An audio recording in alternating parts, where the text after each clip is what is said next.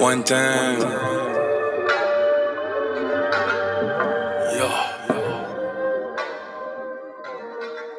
three times.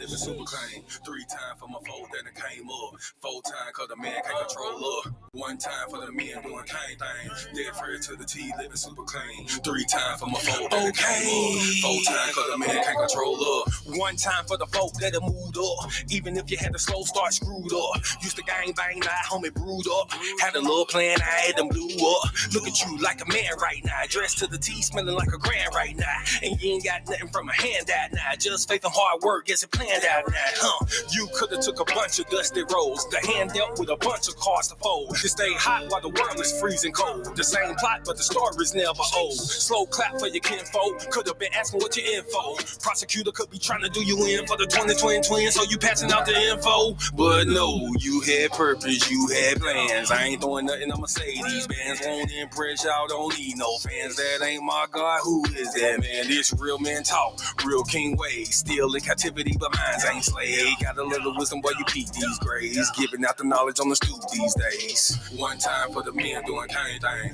Dead Fred to the T, living super clean. 3 times for my foe that it came up. 4 times cause the man can't control up. 1 time for the men doing cane thing. Dead Fred to the T, living super clean. 3 times for my foe that it came up. 4 times cause the man can't control up.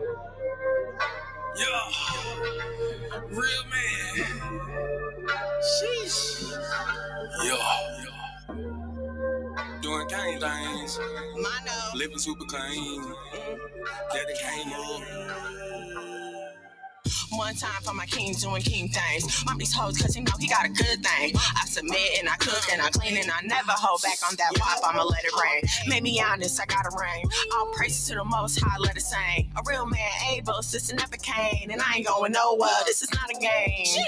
Look at you, girl, you're lonely right now. Settling for bums instead of men the most high. He provide and protect so he get our respect. And he leading us aboard when them chariots fly. I don't really think you hear me though. You can't cross this bridge on some billy goats. Let them save you in the end like a Seminole. BS help me, shout let the silly go.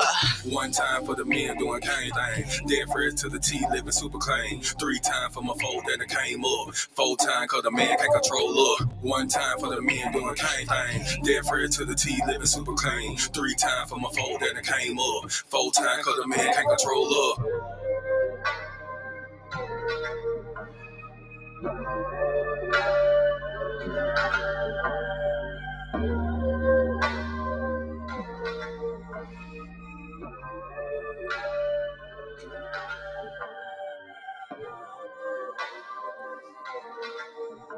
Why is this like this?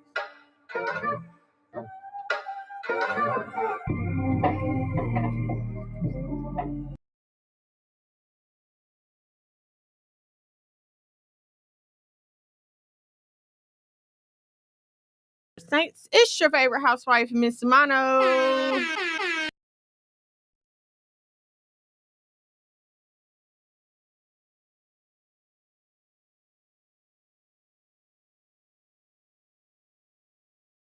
Here we go. Okay. All right. There we go. All right. Sorry. Just a couple of technical difficulties here. Trying to get everything situated. All right. Okay. uh all right. Just in case you're new here, please allow me to introduce myself.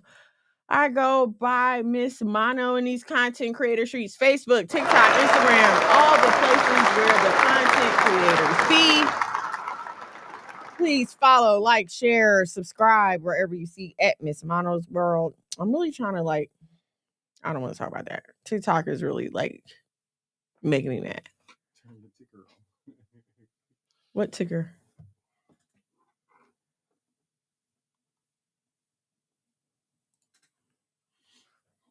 Okay. All right. Let's start all over again, please. Shalom and shalom, sisters and cousins, and praise the Lord, saints. It's your favorite housewife, Miss Mono. Okay. So I introduced myself. If you are not on the YouTube, please head over to the YouTube at Monologue Magad, MONOLOGMAGAD. That way you can be notified when we go live here at the House of Mono. Oh wait, that don't work no more, do it? Oh, it does. Okay. Yes, so you can be notified when we go live here at the House of Mono. Thank you so much for being here with me today. Shout out to my audience on Nasaya TV. I cannot forget them. Please head over to the Nasaya.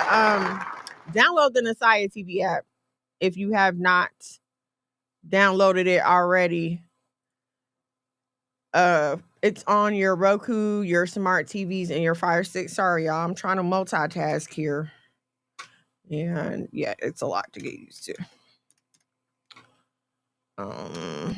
Okay, hold on. You just gotta chill. Okay.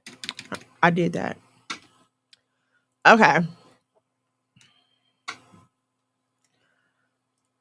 All right, guys. Sorry about that. I promise I have a good show for y'all today.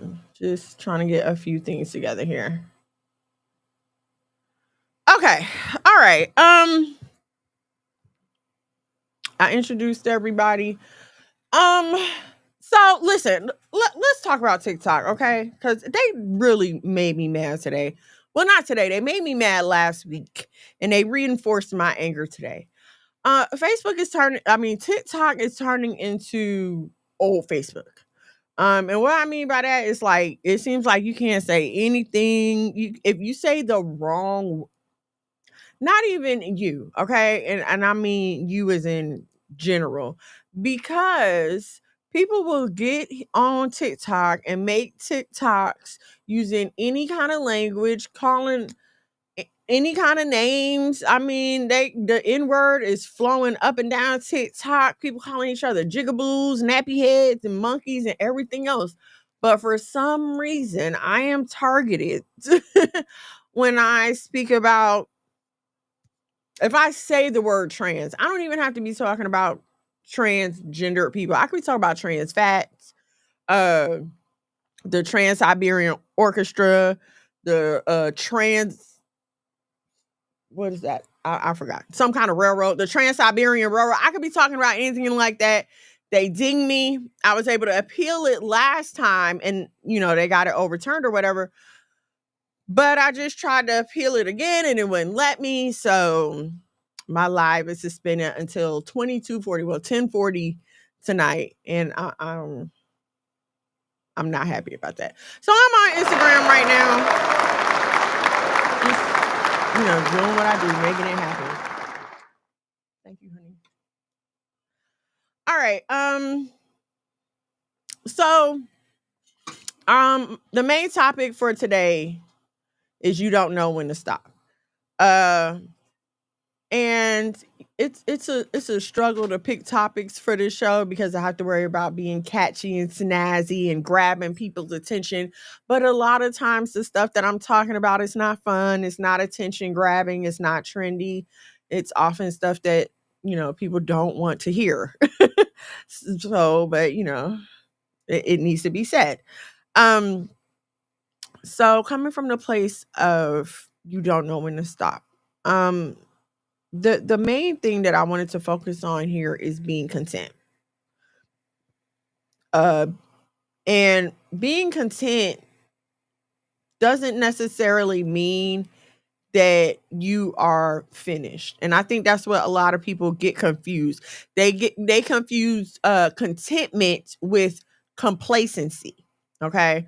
Now, contentment is being satisfied where you are at your full efforts. You go to work, you know, you may not have the job title you want yet, you may not have the salary you want yet, but you're working toward it. Like you are handling your business where you are, and you are working towards better.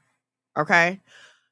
You may not have a house you want, but you cool with your little house, or you cool with your little apartment, you cool with your little car, you can afford the payments. It's not stressful for you to pay your rent, it's not stressful to pay your car note. Like nothing is overwhelming to you. You're not in a bunch of debt. Like, you're cool. Okay. Um Whereas complacency is not putting forth your full efforts into your life, your lifestyle, and just accepting that. Knowing that you could do more. Okay. You're not working to the best of your ability. Heck, you may not even want to work. You may not have a work ethic at all.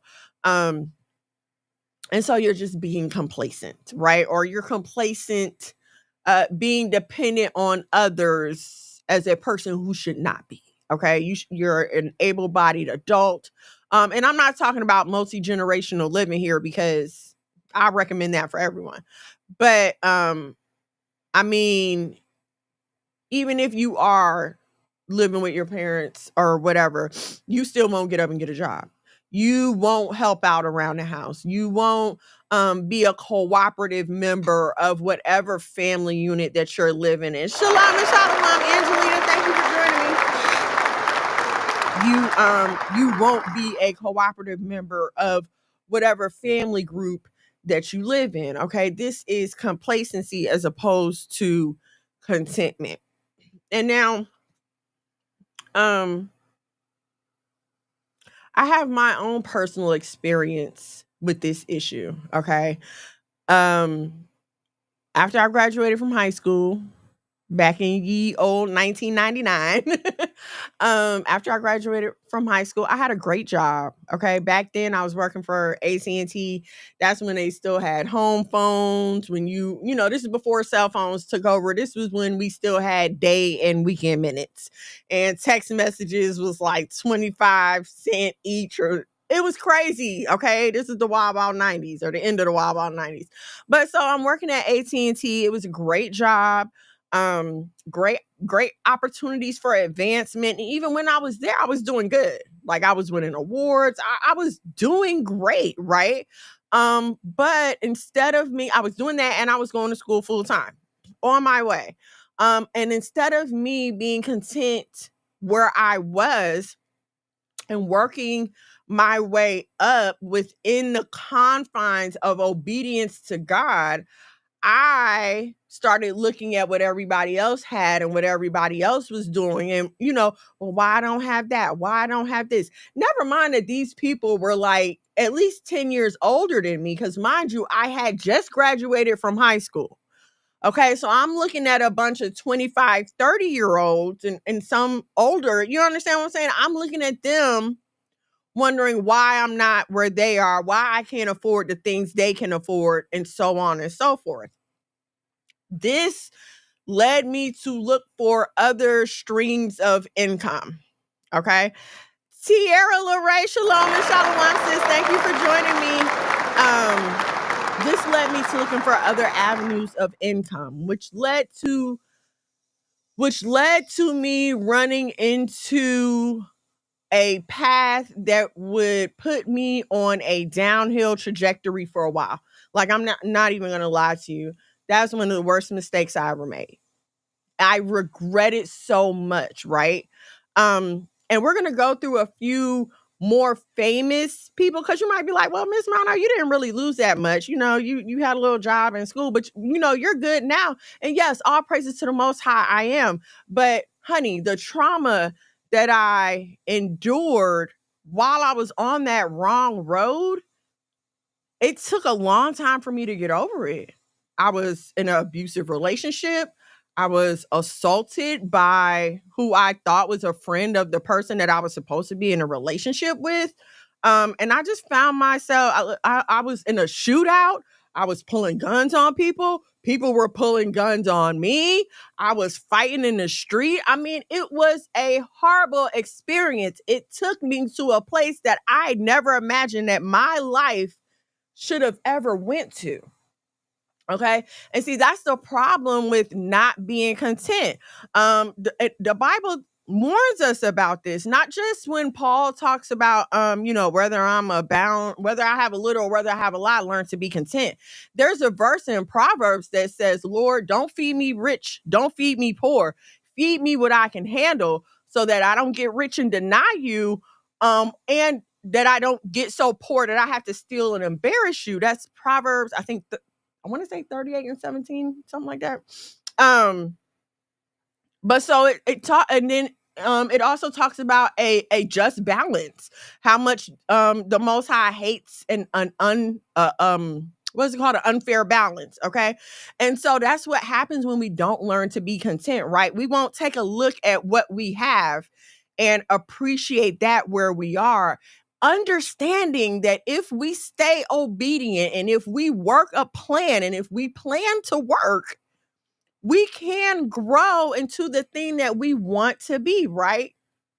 And so what's on the other side of being discontent is a life of I want to say like retribution, because you have to dig yourself out of the hole that you put yourself in. Okay. I had lost everything. I lost my job. I dropped out of school. My first car that I had bought by myself with my little bonus check from AT&T, I think it was like a $700 bonus check. I took that and put that down on my first car, and I was so happy, right? All that was gone. All of that was gone because I was not able to I wasn't able to close my eyes to what was going on around me.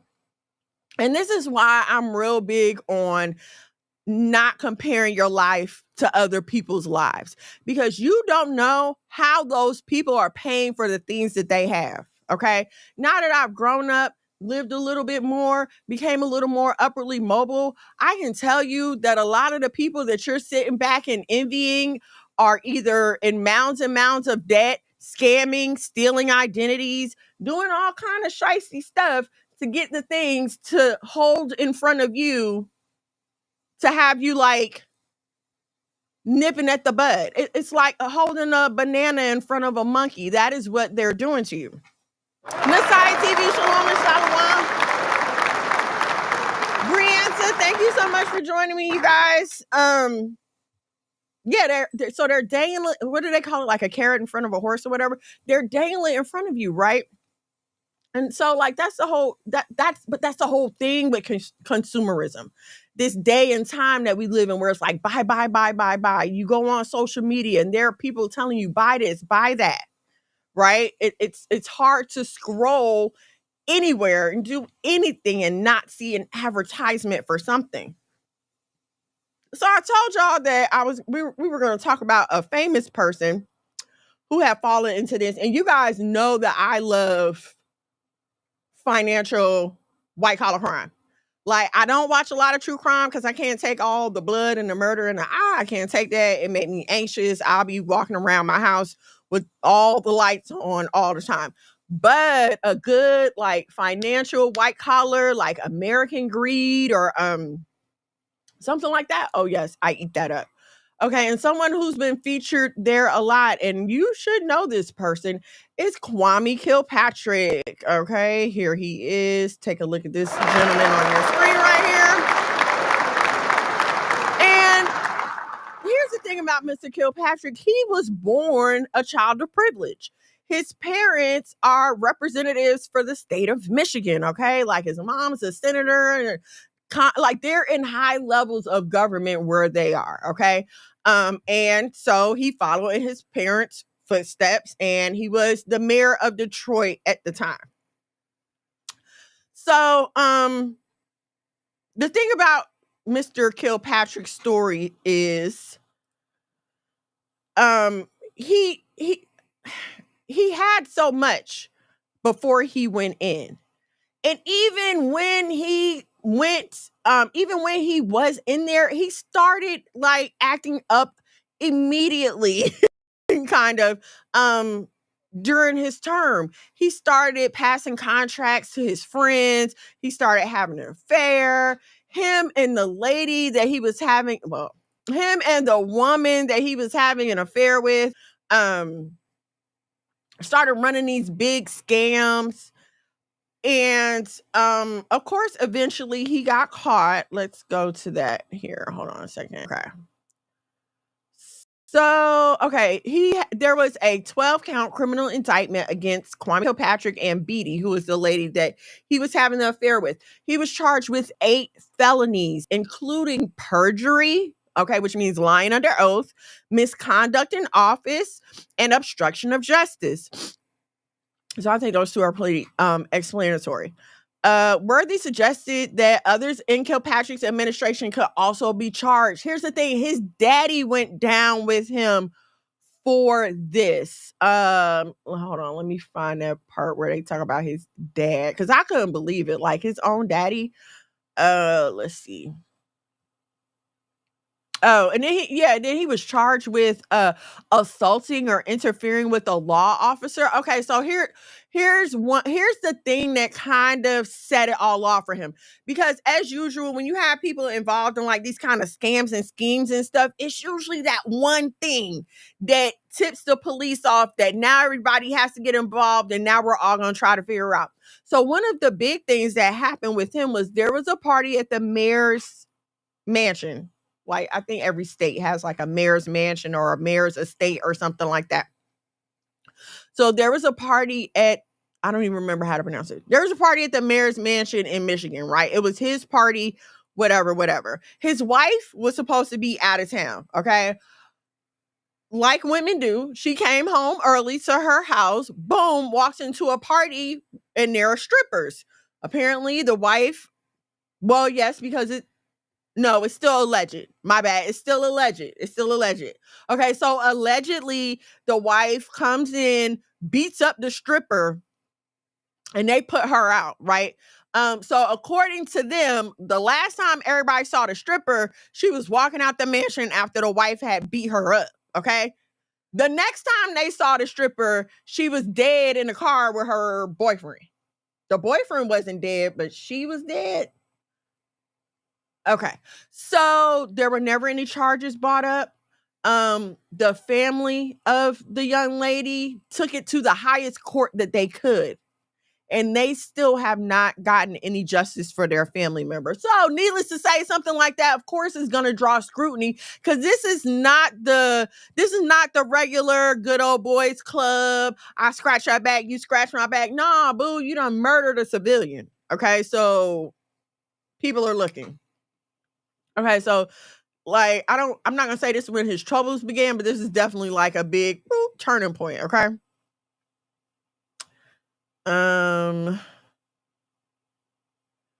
Let's see. Okay. Oh yeah, and by the way, like he's still in trouble for paying all this restitution, or not paying it completely. Where is the okay? His father, Bernard Kilpatrick, was also indicted, as was contractor Bobby Ferguson, Kilpatrick's aide Derek Miller, and Detroit Water Department Chief Victor Mercado. That's how it started. He started stealing from the water department, okay? Which is crazy. But so at the time that he was first elected, the way they did things in Detroit, one of the mayor's jobs was to oversee the water department. So they started finding all these discrepancies in their accounting. Okay. And now again, I'm understanding that we don't have the full story of his lifestyle before this. Okay, but I want you all to not be under the impression that it is cheap to run for and be elected to any political office. I mean, you're talking millions and millions of dollars even in a city. It doesn't have to be a presidential election for it to be expensive. Running for mayor in a big city, that's expensive. And again, his parents are connected. So we're not talking about somebody that came up from nothing, that didn't have anything, right? We're talking about someone who had all the best opportunities in life, who had every chance to make something of himself, essentially.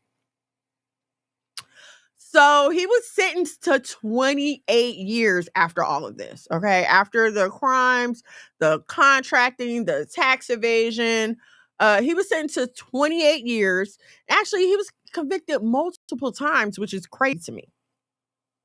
And now, he was pardoned by your favorite president, Donald Trump. What year was that? 2021. He commuted his sentence. Donald Trump commuted his sentence at the end of his first term. And that didn't take care of his restitution, though.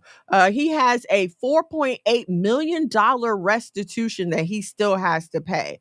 So he was able to be released from jail early, but he still has to pay that $4.8 million. Which is really the tip of the iceberg. Like once you read about his financial escapades, listen, it gets crazy, right? But here's what happens to a lot of these people. They get greedy. They don't know when to stop. I mean, again, he never really had to resort to that kind of lifestyle at all. And then here's what happens, right? Not just him, but now there are other people going down for being involved in your crime. And your dad, could you imagine your dad having to go to jail for colluding with you for something that you did? His dad had kept a clean record in public office all these years. All of a sudden now his son comes along. And this is the problem with not being content. You don't just cause problems for you, you cause problems for the people around you. A lot of times when you're hearing stories about people's misadventures or their disobedience, and you're wondering like, how could you? I would never, how could you? That's so stupid. This is how, okay? In the course of satisfying your greed, you are faced with choices. And this is what makes it a problem. This is what people don't understand about the whole concept of selling your soul. It's not about you getting in the dark. It's not the beginning scene from Belly. Okay. It's not you in a dark room, drawing a star and lighting candles and speaking some gibberish. That is not what selling your soul looks like. Okay. What it looks like is you're going about your life and you come to a cross point where you have to make a decision that will require you to compromise your morals for worldly gain. What do I mean by that? This man was the mayor, all right, of Detroit. We're not talking about no little rinky-dink town. We're talking about a pretty big city here.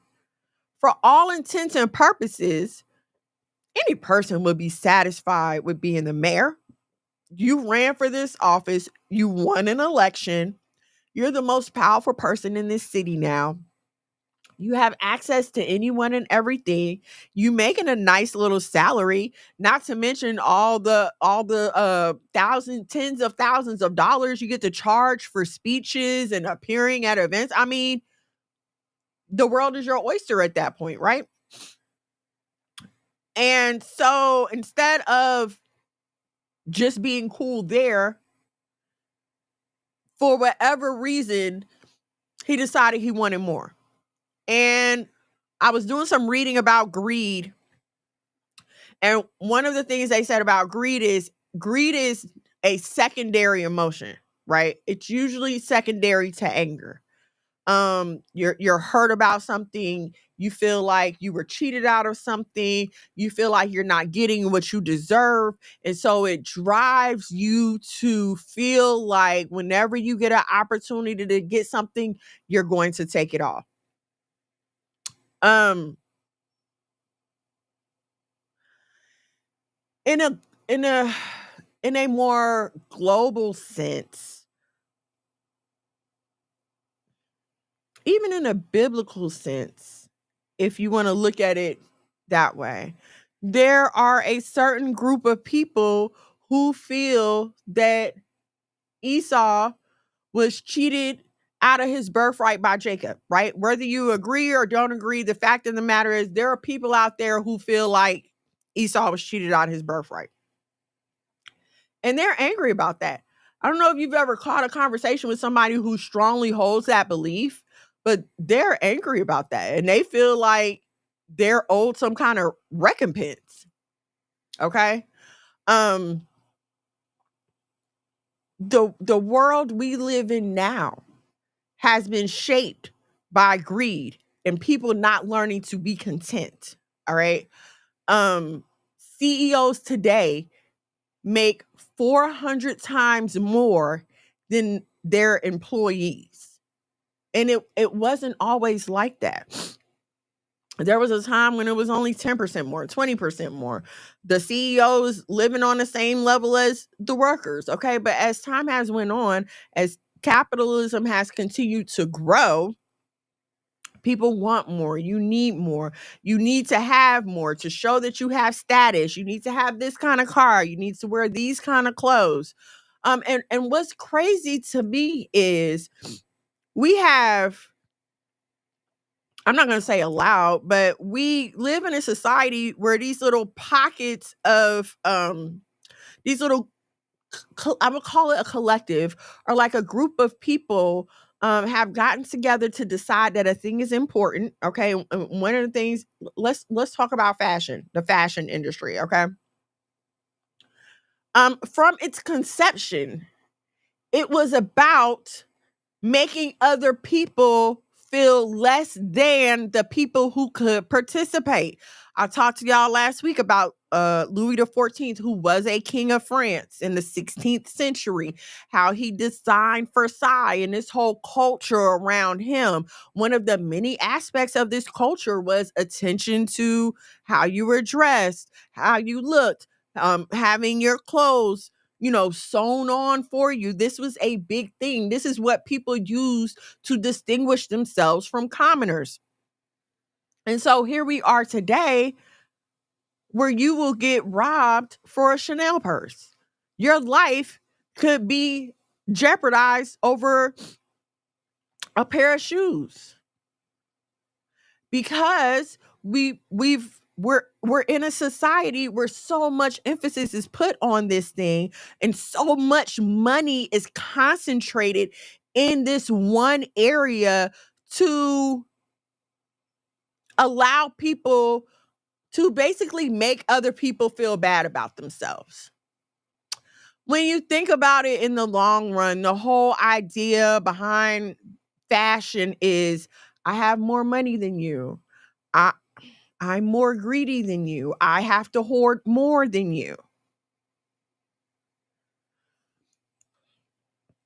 Because who needs a $750 sweater? Who needs a $750 sweater? And see, what's crazy to me is the person in the $750 sweater or the $1,500 pantsuit will sit on television and ask me to donate to feed the hungry or to feed some pets, which don't piss me off with the whole hungry pets thing. Or to feed some pets. Meanwhile, the cost of your sweater is enough to feed a family for a month. But we don't see it like this. We don't see how greed and discontentment has literally shaped the way that we live our lives right now. Let me show y'all this. I was debating about uh bringing this up because I like this influencer, like I really do. But one of the problems that a lot of people have with her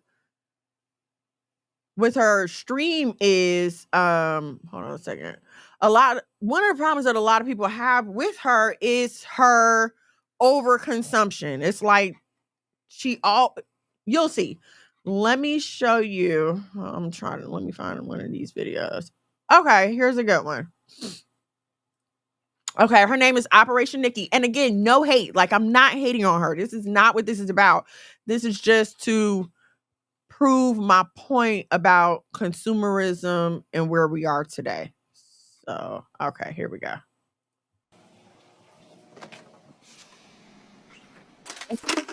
Now, y'all see all that stuff? Hold on. Did y'all see all of that stuff? And like, don't get me wrong. My family does a lot of grocery shopping, okay? But first of all, she had it delivered to her house. Okay, that's the first thing. Okay. And I grew up in a day and time where there was no there was no home delivery. You had to get up and go to the grocery store. Okay, so this is money right here. All right, let's keep going. And then look at all the groceries. Okay, shopping at Costco does save you money if you're buying that amount of food in the first place. Like, it might not save a family of one or two any kind of money, but if you are having to buy a lot, then shopping at Costco makes sense. But let's keep going.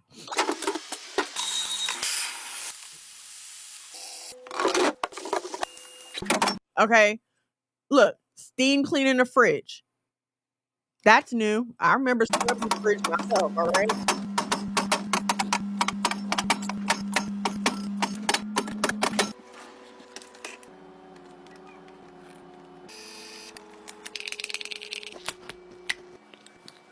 And I know y'all might be like, "Oh, it's all about creating an image. It's all about creating an image."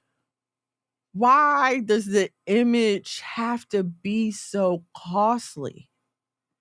And I'm not saying that this is this lady's fault. Get your paper, boo boo. Like, hey, she was able to, you know what I'm saying, lock into this niche, and have this kind of lifestyle. By all means, that's great. But what does that say about us as a people? That all we aspire to is to have more things. Let's keep watching.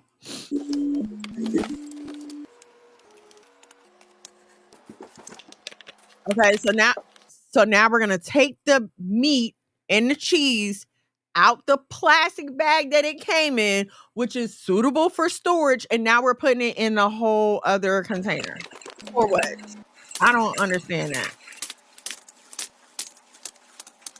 Besides an aesthetic, besides a look, there's no other reason for that.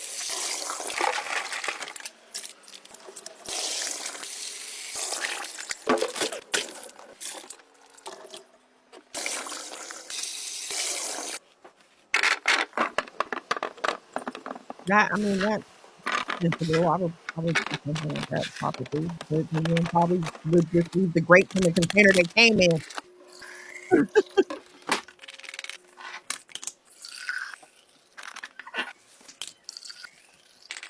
Okay, and then here we go with pouring the juice into the crab.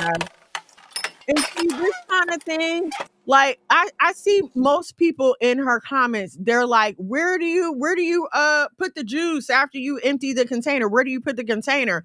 Okay, and most times people who can afford that will tell you, oh, they have a second refrigerator. They have a third refrigerator. Like, we have 3 refrigerators in my house. Okay. So if I wanted to do that, yeah, I could. But what's the point?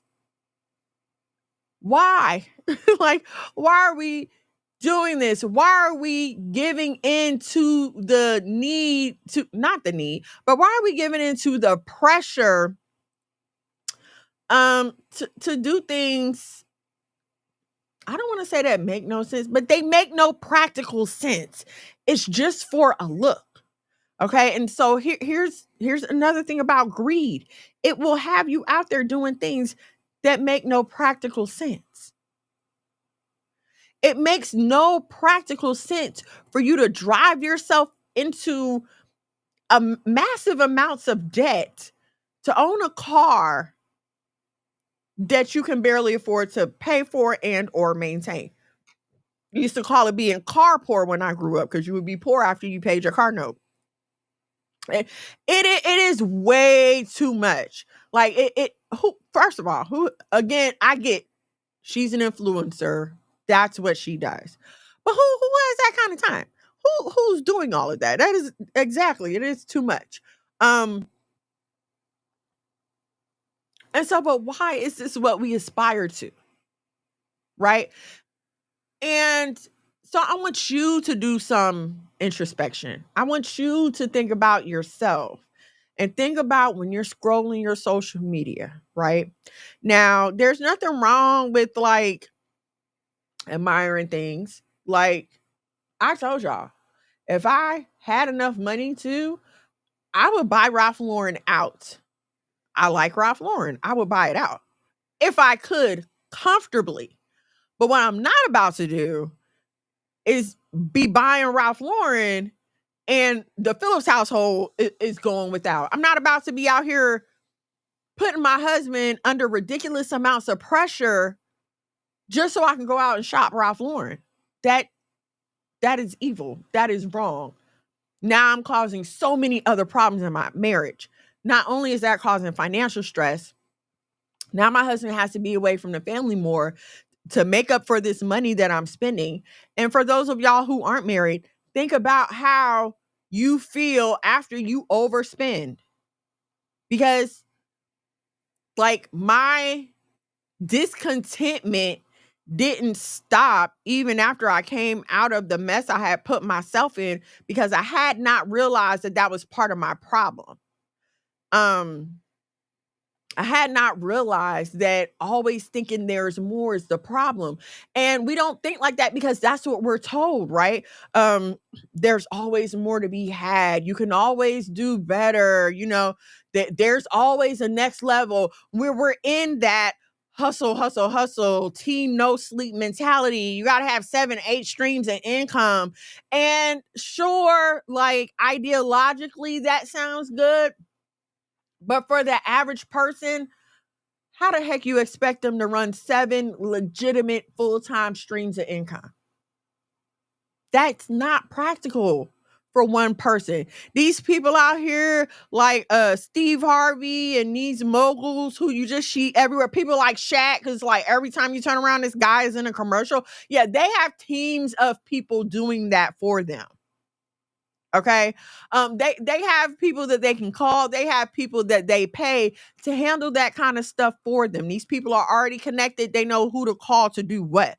Okay. For an average person, that's not feasible. I don't want to say it's not possible, but I mean, common sense would say, when do you as a person have time to maintain 7 different streams of income? You know, we're not all out here starting investment accounts at 10 years old. Like some of us don't have that privileges. Some of us didn't grow up with parents or with a parent who had the freedom to do those kind of things financially. Some of us grew up with a parent who all they could do was pay the bills and put food in the house and get you like 1 pair of sneakers at the beginning of the school year. You might get another pair of sneakers for Christmas, but that's it. You're not getting no more sneakers until the beginning of the next school year. And so when do you have time to learn about it then? Okay. So what I want us to do, I want us to stop looking at these made up, impossible, not realistic standards. They're not realistic at all. A lot of times when you're, no, not a lot of times, all the time when you're seeing people, you don't know their story. You don't know how they're able to afford that Birkin. You don't know how they're able to afford. You don't know how anyone is out here supplementing their income. And the thing about it is, a lot of these women get on reality TV and they want to act like they're all wealthy and they're all this and they're all that, but they don't have one straight answer for where their money came from. And then they bring these dudes on with the same situation, not one straight answer, but these are the people that they put in front of us and that they tell us to admire. One of the most recent things that really just freaking boiled my grits was the whole celebration of Big Meech getting out of jail. Why are we celebrating this? Why do we put scammers and drug dealers on a pedestal in a community that is already so freaking damaged from the effects of scammers and drug dealers? Like, what is we continue to uphold the thing that destroys us, right? And okay, let's look at the life of a drug dealer. You want to talk about somebody not being content? Allegedly, they start why? To put food on the table. I got to feed my kids. I got a family I got to take care of. This is why they start. And so once your kids are fed and once your bills are paid, okay, now stop and go get a regular job and chill somewhere. But you can't, because now you've gotten used to having this exorbitant amount of money. Okay, and I can attest, I had my days where $500, $1,000 wasn't nothing. I've had those days. And I'm talking about daily, like daily. Okay, so I get it. I'm not speaking from I'm not speaking as a person who does not understand what it's like to go from being able to buy just about anything you can think about to having nothing. It is a big adjustment. But you know what? I would have never become accustomed to that if I would have stayed in my lane and let the Most High bring it to me at the right time. Because I wasn't broke. I was making good money. I ain't had no kids. I was still living with my mama. All I had was my little funky car note. Baby, I had me a two-way pager. And for those of y'all who not old enough to remember what a two-way pager is, like, this was the height of technology at the time.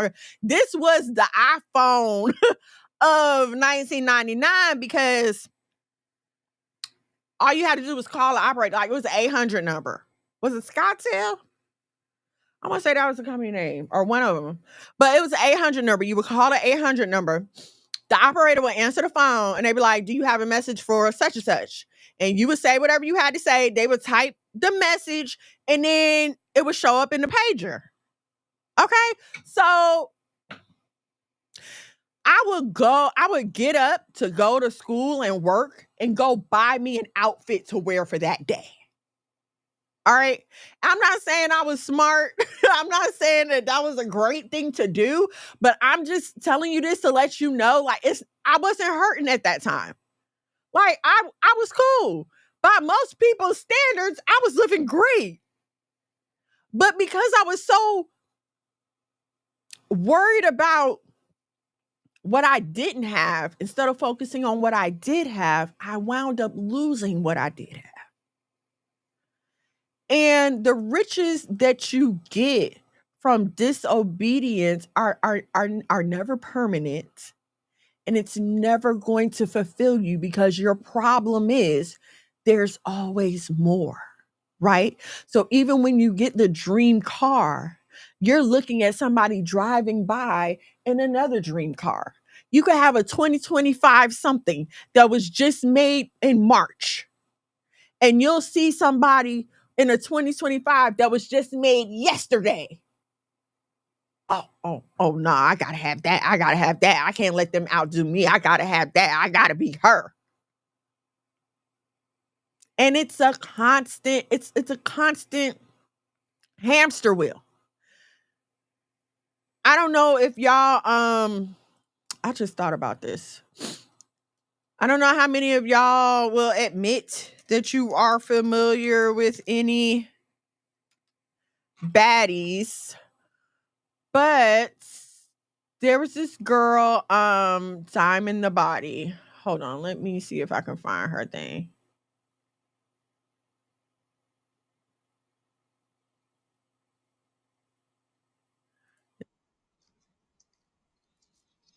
Okay. Let's look now. Okay. So there's y'all know baddies, okay? It's a bunch of girls. It basically it's the WWE, okay? It's basically the WWE. Like there's hardly any talking. Anytime they call a house meeting, it's gonna end in a fight. You just know this. Okay, so there's this girl on there, Diamond the Body. She got in a fight with Tasiki, who is Krishan Rock's sister. If y'all don't keep up with this stuff, I don't know how you're on social media and don't know these people. But good for you if you're able to avoid it. Okay, so but anyway, Tasiki is a known fighter. Like you listen, I would not with my hands. Okay. Let's watch this video and then we'll talk about it.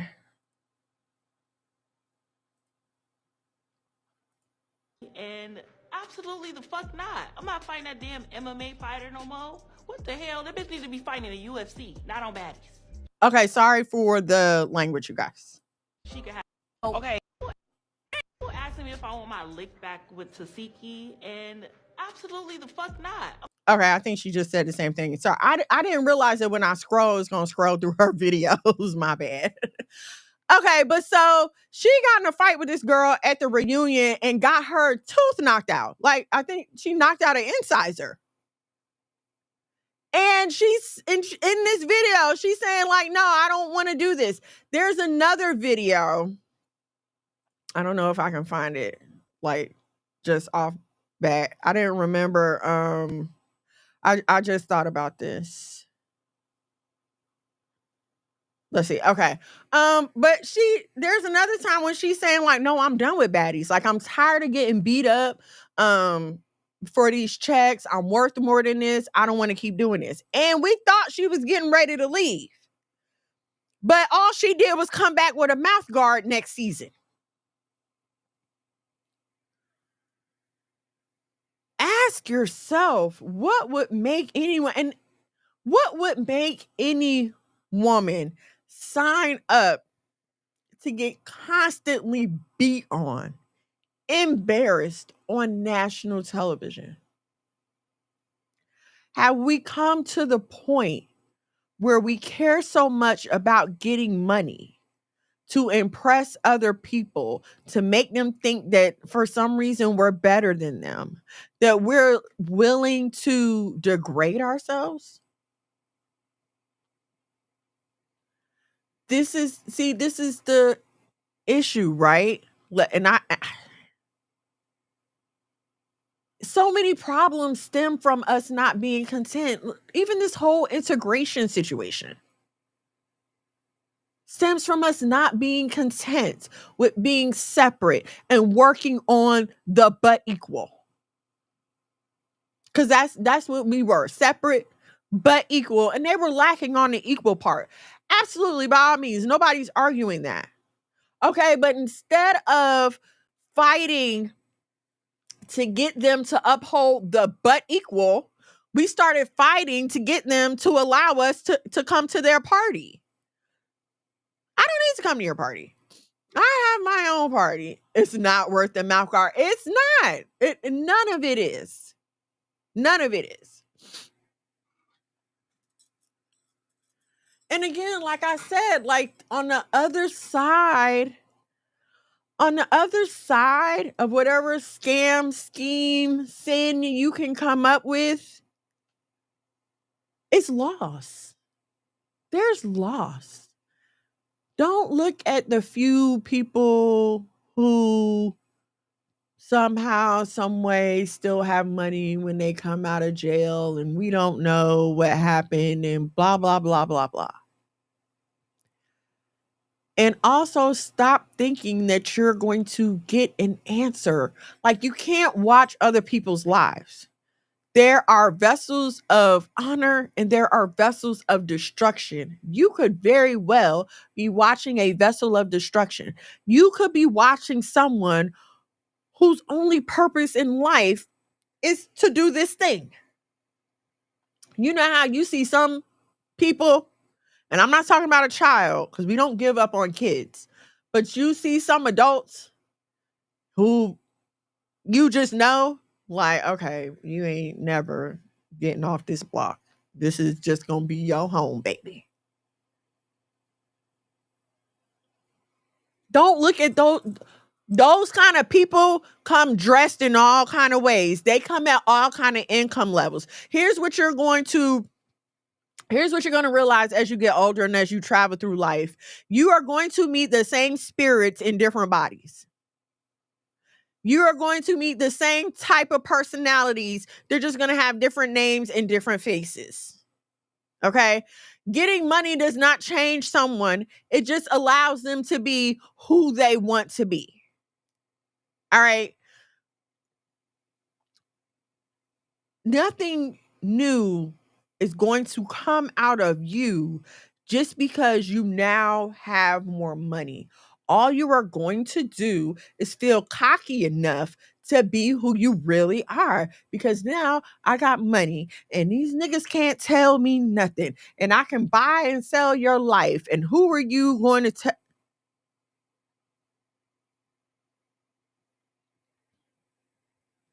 But if your life was called for more, you're really stopping yourself short on your journey, because the blessings of the Lord maketh rich and addeth no sorrow. But you're sitting up here trying to figure out how to pay your mortgage. The blessings of the Lord maketh rich and addeth no sorrow. But every time you come home from a date with your sugar daddy, you're in a state of depression. You're crying. You're upset. You're wondering why. That man that you moved in to help you pay the bills is beating on you and treating you like crap. But at least he paying my bills, and that's just crazy. The Most High wants more for you than you could ever imagine. You have to understand, you only live in time. God exists beyond time. So he's had time to think of you and the life that he has for you. Like the verse said, feed me what is fit for me. And hear what I'm saying. Money is not evil. There's nothing wrong with having money. The problem is when you begin to compromise your obedience and your commitment to the Most High in order to get money. This is where we talk about the love of money. Because remember, love is an action word. And we've just gotten so used to Monica Shalom. Hey sis, I'm on IG Live too. Oh, it's good to see you too. So we're talking about, right, the love of money. Love is an action word, right? But we've gotten so used to, as people, saying, I love you, I love you, I love you, and that's enough, right? Okay, but when you really love someone, you put action behind your words to show them that you love them. I love my husband, so I try to make sure that our bedroom is clean because I know that's important to him. I try to make sure I make his favorite meals every so often because that's important to him. I try to make sure that I do the things that I know that he likes to express to him that I love you. And by me expressing my love to him, he expresses his love back to me with his actions. He gets up and he grinds out for our family. If I need something fixed around our house, he does it. He doesn't like me to open doors. He does not like me to carry things. He wants me very much to be in my soft girl era. This is how my husband expresses his love for me. How do you express your love for money? By doing things for it. And again, there's nothing wrong with that because we need money to live. All right. So you need it. You gotta need it. Yes, you gotta get up and go to work. Yes, you have to create a stream of income. Please. Again, that is why in the beginning I talked about the difference between being content and being complacent. All right. Because complacency says, I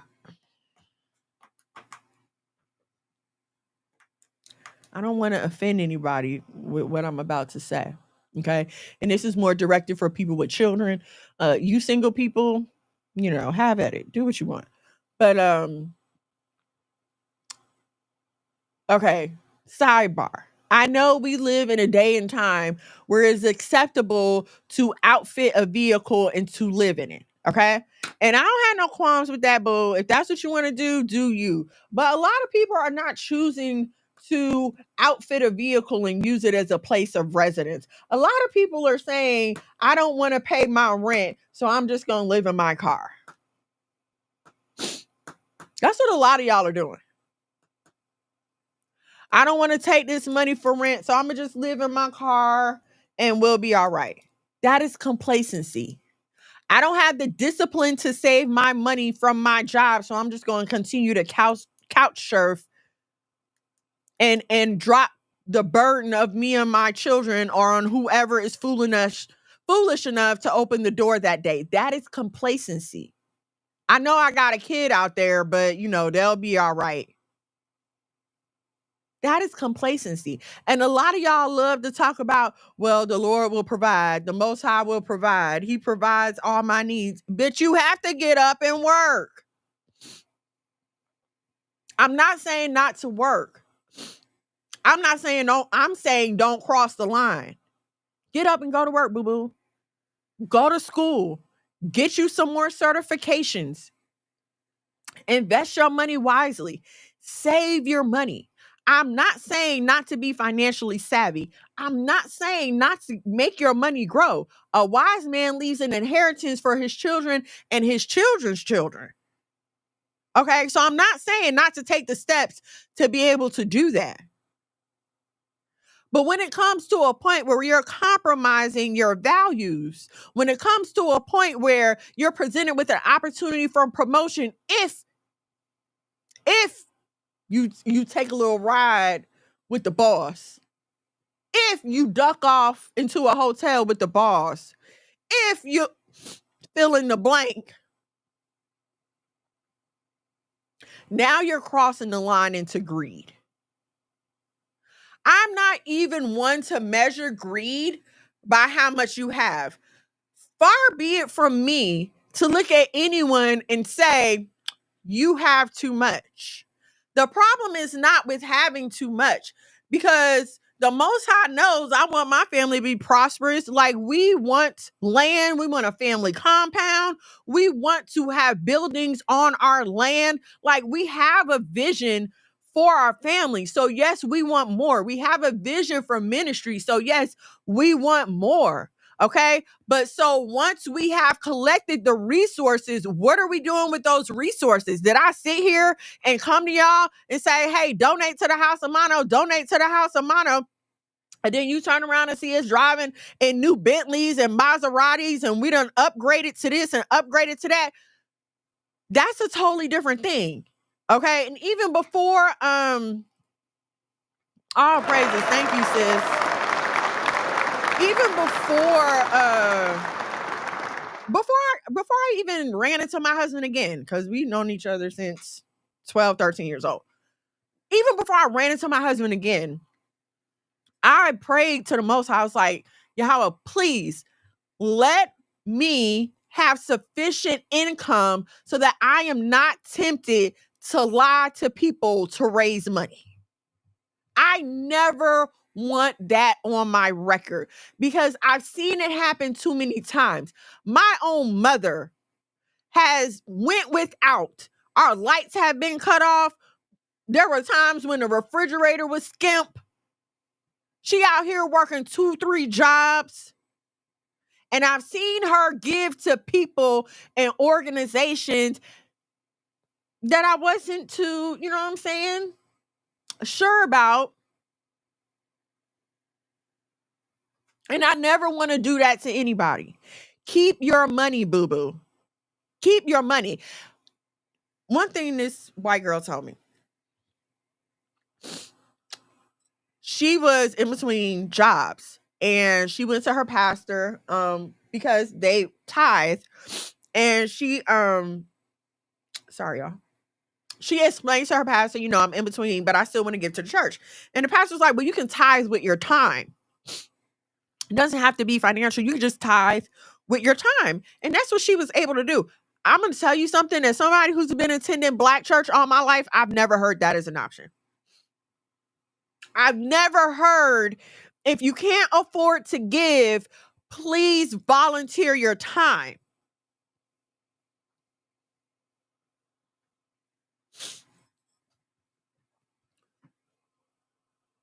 Why is that only good for one set of people and not another set of people?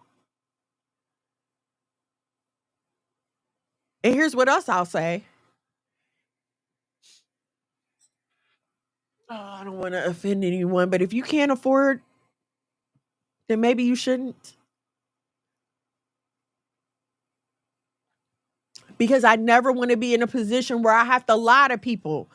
People who are coming looking for answers, people who are coming looking for the God of the Bible, people who are coming looking for a witness, and the only thing on my mind is how can I get money out of these people?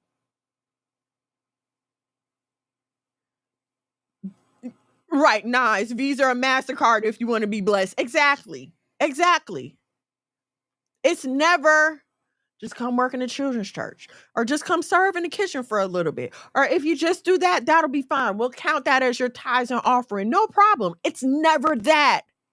It's always dig deeper in your pocket. I know you got it in there. God told me 5 people can give $1,000 tonight.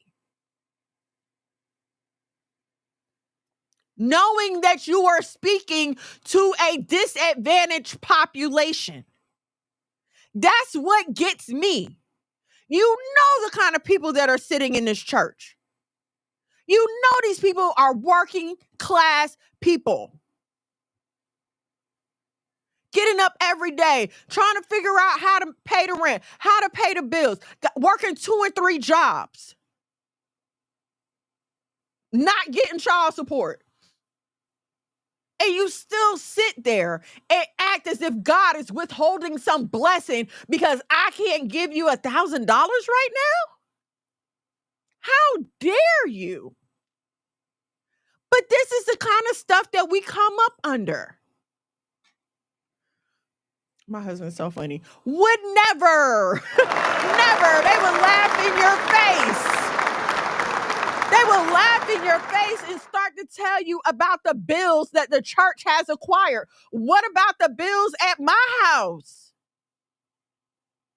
This church ain't nobody's house. Y'all don't even live here.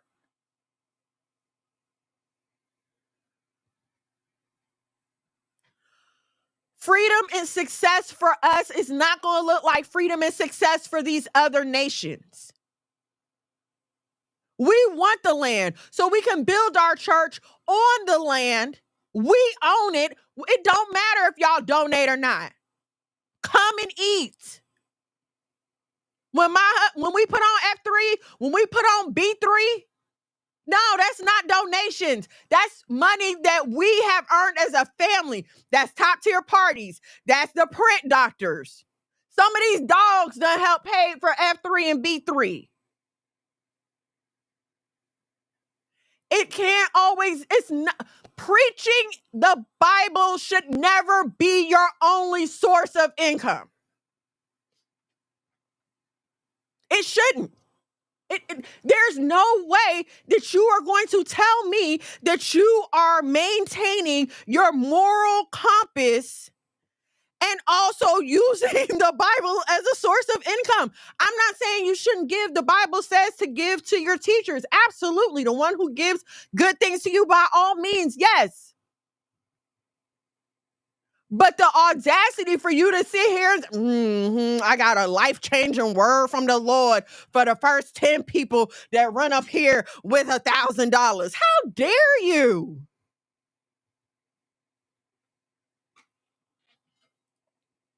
Discontentment. And you know what? We as the audience have got to do better because we fall for the same kind of consumerism, the same kind of showboat attitude. And so a lot of times, in order for us to follow a Black pastor, we'll require him to look a certain way, to have a certain kind of building. His wife got to be dressed a certain way. They got to be driving a certain kind of car. And so, unfortunately, that's a two-way street. That's a two-way street because how many of y'all gonna pull up at somebody's house talking about you having service? We got some good people at Fruit Forward Fellowship, and that's where we fellowship at, our house. Because we ain't got it. We ain't got it right now to be out here renting buildings, and we ain't got it right now. But we going to get this word out. Come on to the house. I'm going to feed you. I'm going to cook. It's going to be food. But this is what we got right now. Because the name of the game is not about acquiring more money. It is about winning souls. And I cannot win souls if all I'm worried about is where my next dollar is coming from. Unnecessarily. Let me emphasize that. Unnecessarily. Sometimes it's necessary. You between jobs, it's necessary to figure out where your next dollar is coming from. But for those of y'all that's doing pretty all right,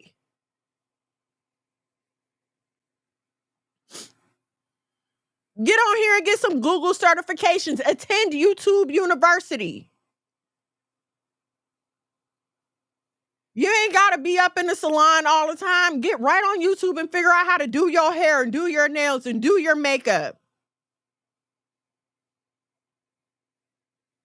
The people, listen, sometimes what you admire is someone keeping it together by a string and you just don't know. And so if that's what you have to do sometimes, then that's what you have to do until you can get to the point where you can afford to get it done how you want to get it done. I wasn't able to get my nails done every 2 weeks for a few years. We was building our businesses. I don't go to the salon to get my hair done. I do my own hair, whatever it looked like. Some of y'all might be like, yeah, we can tell. Well, tell.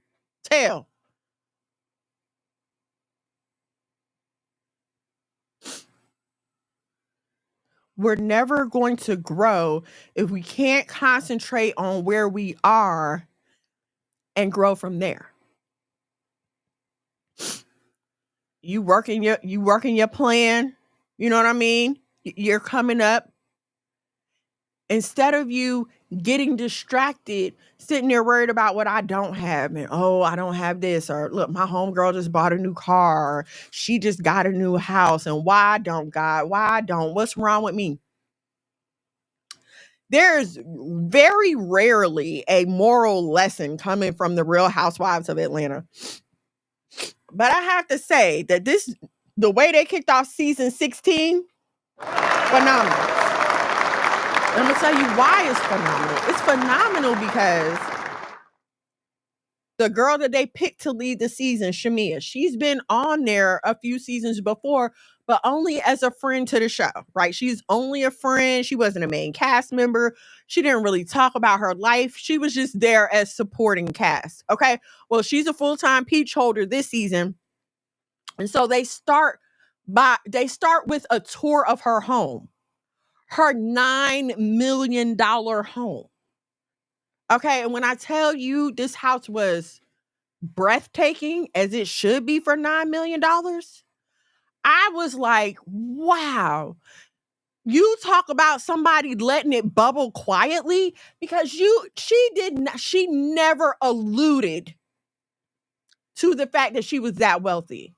Her husband designed, installed, and manufactures HVAC systems for freaking airports around the country. You would never know this watching her the past seasons. And it was like that whole time she was just being humble, playing her role, being humble, playing her role. And when it was time for her to blow, baby, she blew, okay? She blew us all away, because I know my jaw was on the floor when I saw that house. And there's nothing wrong with admiring nice things. There's nothing wrong with that. But what I'm saying is, I'm not about to go out here and compromise my righteousness in order to acquire those things, okay? And so the lesson that we can learn from that is be humble. Play your role wherever you are. The Bible talks about don't just walk to the front and take a seat at the front. Sit at the back and wait to be invited to the front. This way, nobody can embarrass you. Nobody can look at you crazy. You don't belong here. I was invited here. Yes, I very much do. But we don't want to do that. We're always, unfortunately, man, we're a people that's full of hate and envy towards each other. And yes, we can go back to the Willie Lynch letters and oh, they did it to us on a plantation. Yes, they did. But what are we going to do about it now? What are we doing about it now? Ma'am, sis, cousin, how are you going to rearrange your thought pattern to instill patience in yourself? I personally have had to take like a break from so much reality TV, so much social media, because I found out it was bothering me. And here's the trick of the mind, right? Because when I was working, when I was going to school, when I was out there doing the whole strong black independent woman thing, all I would pray for is to be married and to be able to stay home and raise my children. That's all I pray for. And I think about this a lot. That's all I wanted. No matter what job I was working, and I love nursing school. I loved being a surgical tech. I love anything to do with medicine and the human body and science. I love that stuff. Okay. But even when doing that, all I wanted was to be married and be raising my family.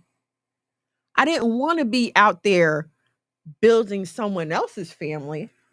I wanted to be building my own. But there will be days when I'm living the life that I prayed for so many years.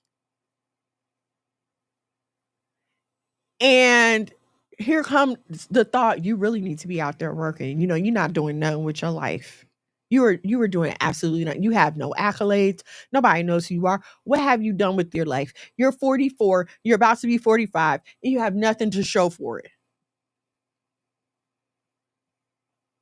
And it'll start to wear on me if I don't bring that thought under subjection. It will start to wear on me. And I have to remember, I have to bring it back to my memory. No, when I was living that life, this is what I wanted. I'm not about to get tricked out of the life that I prayed for. And for what? And for what? I want you all to just really think about it, especially us as mothers and wives. We always like to talk about the bad when it comes to black men. We can talk about how they're rolling stones and how they abandon their children, even though studies have shown that out of all races, black fathers are the most active fathers, whether married or single. Okay.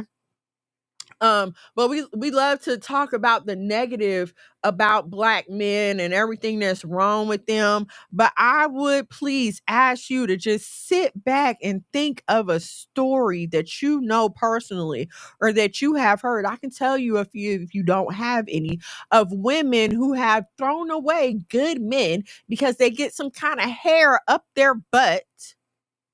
They start to take their life for granted. They start to take the men for granted. They drive away this good man and they spend the rest of their life bitter, angry, cussing him out, mad at him because he didn't want to take it no more.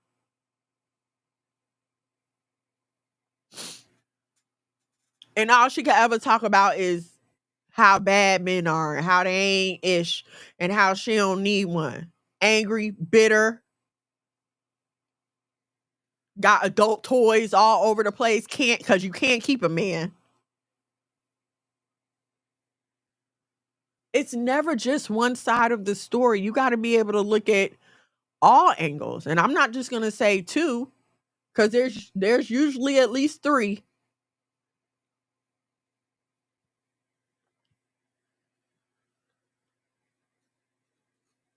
There's this lady named Peggy Ann Fuller, right? and she worked her way into NBA circles. I'm talking about Dennis Rodman, this NFL player named Ricky Williams. Like, she was dealing with athletes. And she talked them into being her she talked them into letting her be their financial planner.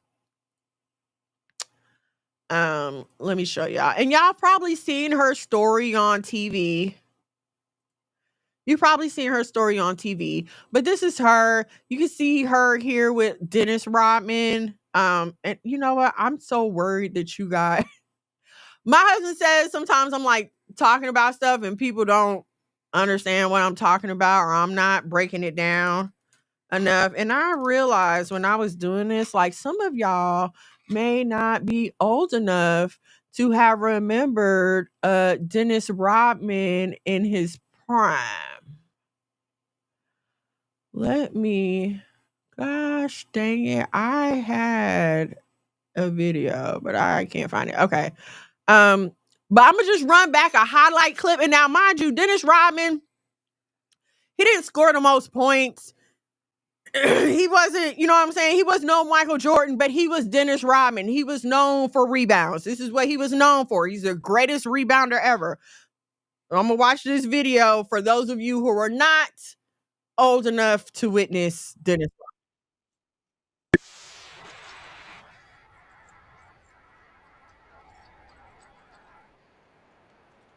Hold on, y'all.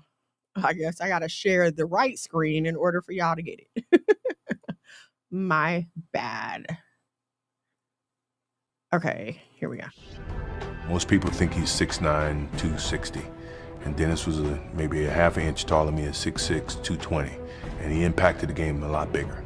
There's Dennis again. He doesn't even have to score a basket to turn a game around with his rebounding ability.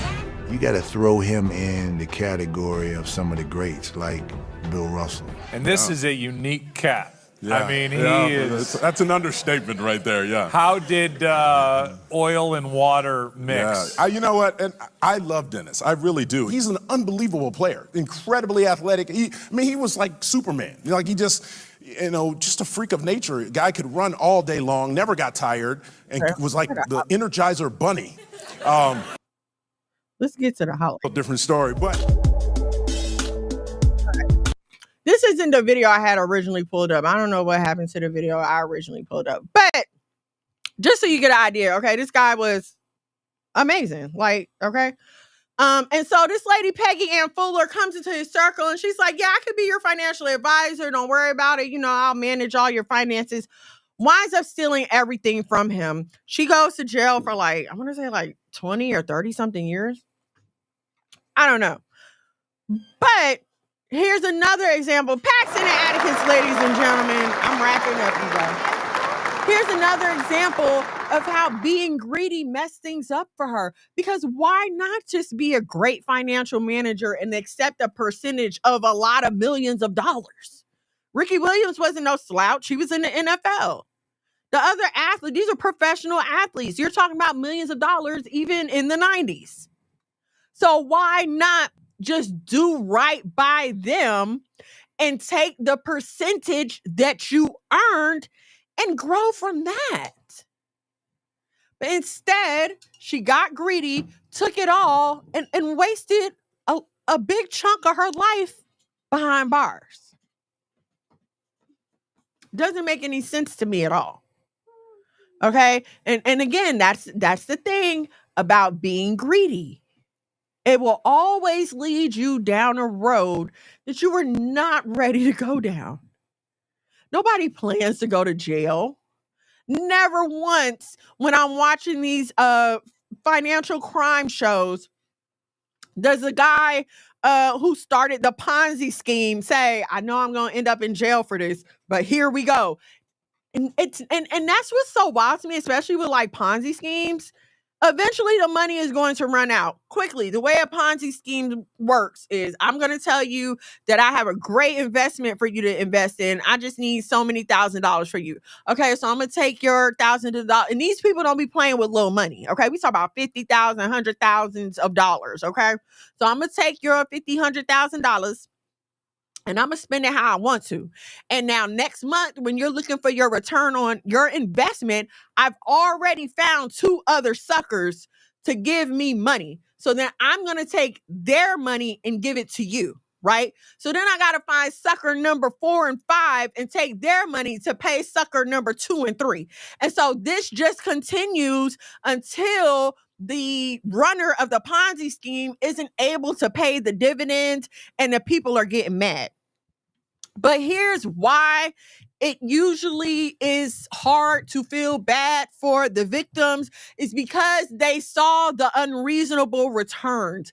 They had warnings and red flags. People had said to them, that doesn't sound right. The stock market doesn't even work like that. That's literally impossible with the numbers that they're publishing. But they kept getting those checks and they kept on taking them.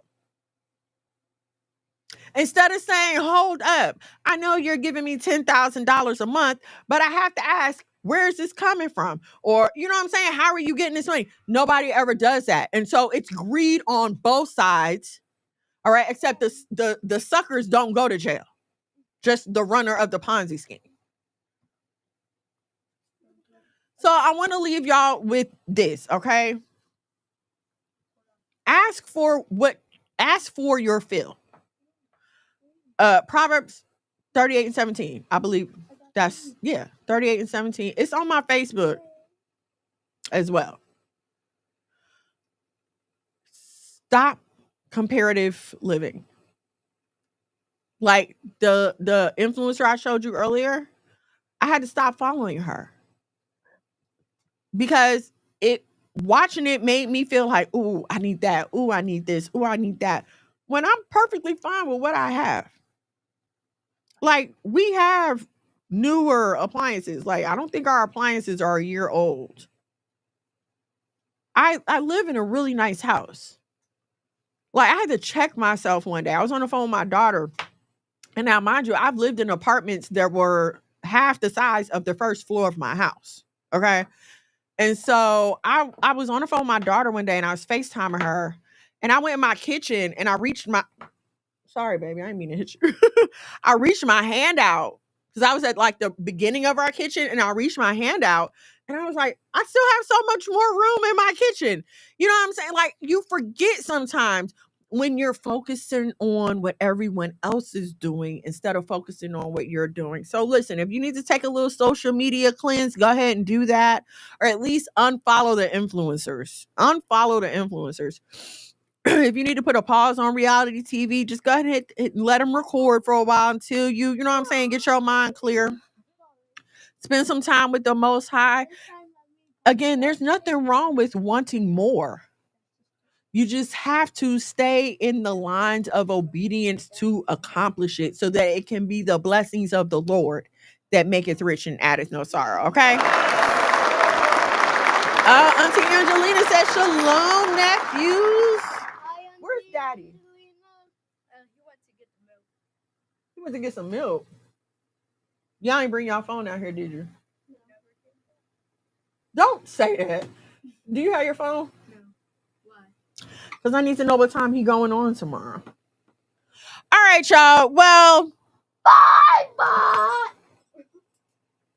Monologue Magad will be coming at y'all tomorrow with a Sabbath day class. I don't know what time he's going to be on. Honey, if you're listening, please drop it in the chats. It be like that with these influencers. Sometimes you have to pull back. You do, because it'll drive you crazy. And especially when they be posting like the nice vacation photos and stuff, not realizing that was a vacation they probably went on last year and they just took a bunch of pictures and they're just waiting to release them. But when you see like a new picture every month, you're like, oh my gosh, they're always on vacation. No, they're telling a story, okay? It's just like watching a soap opera. It's a scripted story for you.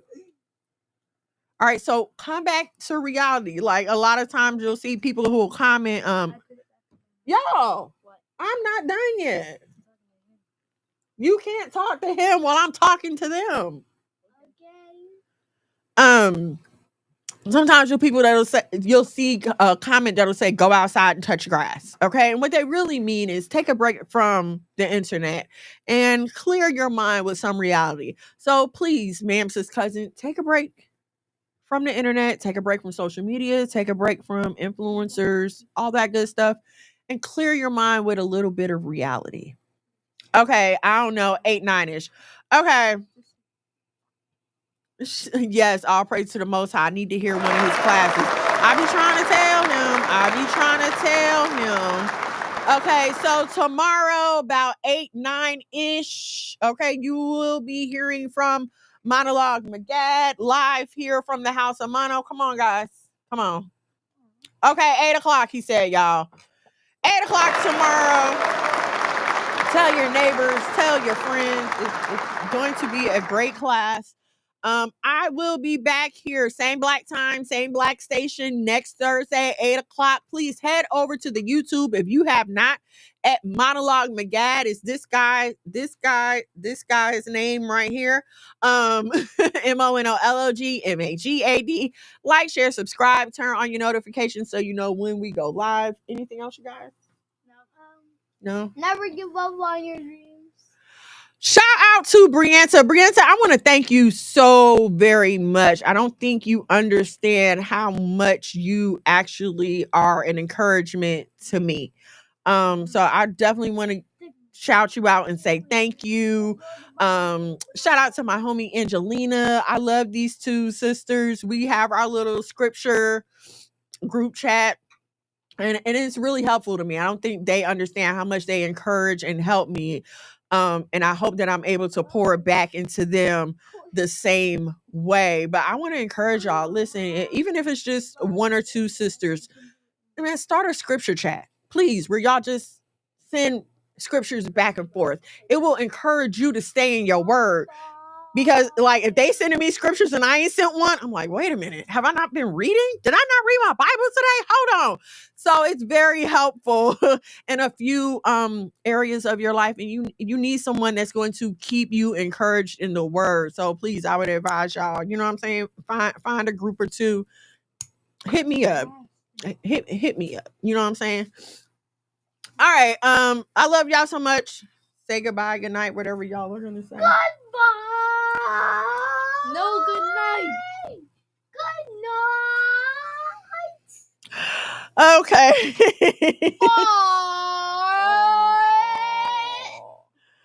Of course. No, I love you. Love you. All right. I will see y'all next Thursday. In the meantime, check me out. Facebook, TikTok, Instagram, all the places the content creators be. We will see you back tomorrow for a Sabbath class with Monologue Magad. And I will see y'all on the internet. Love you so much. Shalom, shalom, and good night. Doing things. Mono. Living super clean. That it came One time for my king doing king things. Bump these hoes cause he know he got a good thing. Tune in to Why BOAZ Don't Want Your Ass with your host, Miss Mono. Shalom and shalom, sisters and cousins, and praise the Lord saints. It's your favorite housewife, Miss Mono. Every Thursday from 8 to 10 p.m. live on YouTube at Miss Mono's World and Monologue Magad. Now also available on the Saya TV